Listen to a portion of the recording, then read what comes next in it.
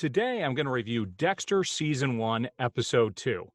We get a little bit of progression in the storyline in this episode, but this episode is more about the characters themselves.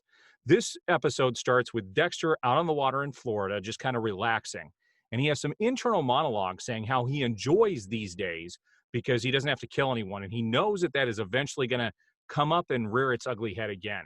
He definitely makes it seem like he doesn't like this side of himself, but it's a necessary side of himself. So he says he really enjoys the days where he doesn't have to go out and do any type of killing. Now, what we need to remember from the previous episode is that there was an ice truck that Dexter found that kind of threw a head onto his vehicle, which started off the investigation. And in this episode, we finally find out that they're going to call this killer the ice truck killer, and that's what he's known as in this season. Now, there's not a whole lot of ice truck killer stuff in this episode. There's a little bit, and you'll see that through the video. But right after he gets back from going to the lake, his sister comes over, and he's got the Barbie head that the ice truck killer left on his fridge still sitting there. He has to hide it real quick as she comes in. They talk a little bit. She notices some ties sitting down on his countertop and asks why he's got some ties out. And he says, well, I've got court today. I'm going to get back to that in a minute. So as soon as Deborah leaves, he kind of goes back into his fridge to get a closer look at the Barbie parts that the ice truck killer left from the last episode. And he notices that on the hand, on one of the parts, the hand, as he lifts it up, there are colors on each of the fingers, which he thought was very strange. Then cuts to him at court. And when he's at court, he has some more internal monologue letting people know that he likes to go to court because this is where he can find potential prey. Bad apples that he can hunt and kill. And in this episode, he finds an individual who actually has been going state to state doing different DUIs and actually killing people while drinking and driving. And as he goes and he does this, as soon as he gets in trouble in one state, he moves to another state because every state has different laws when it comes to DUI. And Dexter finds out that this individual has killed many, many people. So he puts his target on this individual in this episode. Shortly after this, there's a body that is found from an overpass on a highway. And when they do some investigation on this, first of all, when Dexter shows up on the scene, his boss, LaGuerta, starts to hit on him again. Dexter also finds some human flesh in the mouth of this dead body. Well, they come to find out this is an undercover cop that was killed. So there's some concern here. So they rush to the undercover cop's home, only to find that his wife has also been critically injured. Dokes and LaGuerta enter the apartment and find her almost dead. And Dokes shows kind of an unusual concern for this individual, and we'll follow up on that in just a little bit. Come to find out, she had made a call and her phone was underneath the couch in their apartment. And they were able to find the killer because of that phone call. That killer was actually hired by a known drug dealer there in Florida. That known drug dealer is Guerrero. They get the killer, he's in jail, and Guerrero actually has that individual killed, hires one of the security guards to go ahead and kill him. In this episode, we also find out that Deborah has a new boyfriend, and she really wants to go on a double date with Dexter and his girlfriend. While on that date, there's some humor that happens.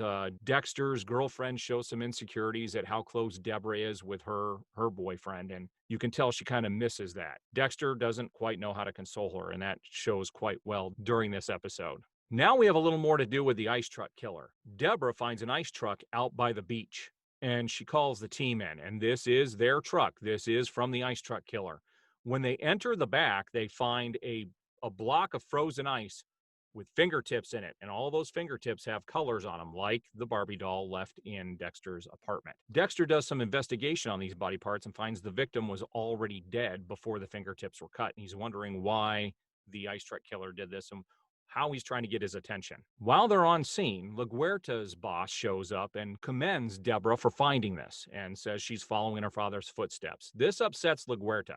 She does not like Deborah at all. She feels threatened by her. Once her boss leaves, LaGuerta goes to Deborah and shows her dissatisfaction and says, if you ever pull a stunt like this again, then you're going to be gone, regardless of who your father is. Well, later on, she's forced to promote her because her boss comes in and says, because of what Deborah's done, We're going to take her out of vice and we're going to move her over to homicide, which is something Deborah's been wanting for a while. That also upsets LaGuerta. There's also a scene with Dokes where he's on a computer and you can tell he has concern for the girl who's in the hospital, the cop's wife. LaGuerta goes to him and lets him know that she actually died while in the hospital earlier that day, and that kind of really upsets Dokes. Come to find out, Dokes was having an affair with her behind the undercover cop's back. This really sets LaGuerta off. She doesn't want anything like this in her precinct. There's going to be more in regards to that story coming up in future episodes. So this episode culminates into a scene where Dexter has set up his kill area for the person who's been killing people while drinking and driving. And he's got the stuff in his pocket and he's about to go grab this individual when Deborah calls and wants to go to dinner. While at dinner, guess who shows up at the dinner? Guerrero shows up and actually goes to the bathroom, and Dexter has a decision to make. This really sets Dexter off because they know that Guerrero's going to get off because that hitman was killed in jail and there's no evidence against him. He watches Guerrero go to the bathroom and he follows him. Dexter decides to go to the bathroom too to maybe rid the world of this individual. Now, while he's in there, he lets it known through his monologue that this goes against everything Dexter has been taught by his father. And this is where the big reveal is in this episode. Dexter has a decision to make.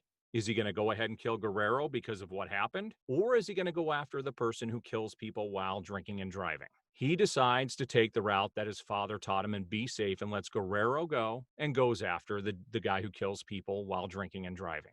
And that's all we have for this episode. This was kind of a character building episode. There wasn't a whole lot of Masuka. There wasn't a whole lot of anybody else in this episode. There were a few other strings that'll be interesting to watch when people watch the show. But we're going to find out what happens in the third episode. That review will be coming in the next few days.